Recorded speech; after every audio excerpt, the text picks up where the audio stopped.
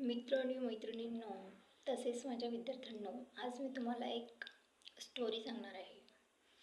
तर एक राजा होता आणि तो राजा महालात बसून खूपच कंटाळला होता.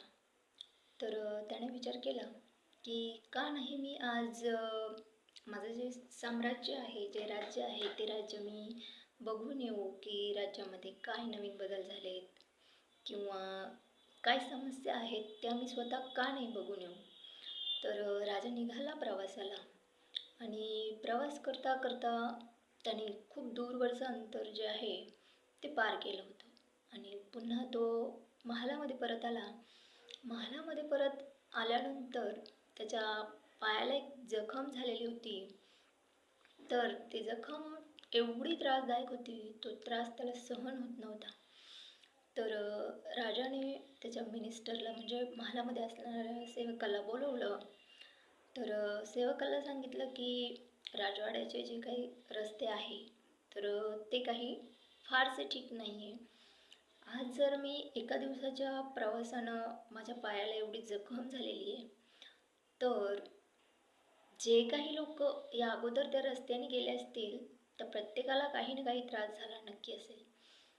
तर काय करा, राजाने महालामध्ये त्या मिनिस्टरला एक ऑर्डर दिली की राज्यामधले सगळेच्या सगळे जे काही रस्ते आहेत तर ते तुम्ही लेदरचे बनवायचे आहेत.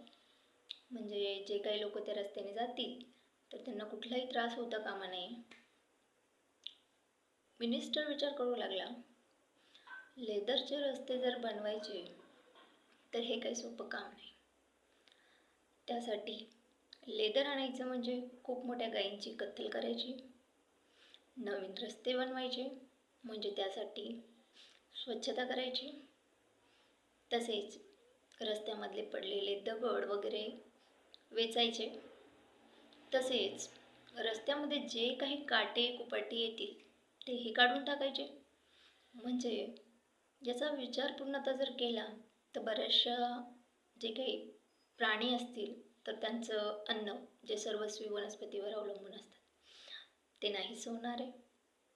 आणि रस्ते ठीक करायचे म्हणजे त्यासाठी खूप मोठं मनुष्यबळ लागणार आहे आणि मनुष्यबळ लागेल तसंच त्यासाठी वेळही खूप जाणार आहे. तर मिनिस्टरने विचार केला, का नाही आपण राजालाच बदलायला भाग पाडलं तर. दुसऱ्या दिवशी मिनिस्टर महालात आले.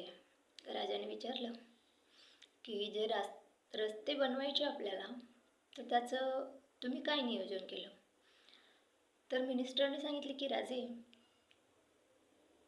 गाव बदलण्यापेक्षा, राज्य बदलण्यापेक्षा, राज्याचे रस्ते बदलण्यापेक्षा तुम्हीच का नाही तुमच्या पायाला कम्फर्ट फील होईल असे लेदर शूज बनवून घेतले तर.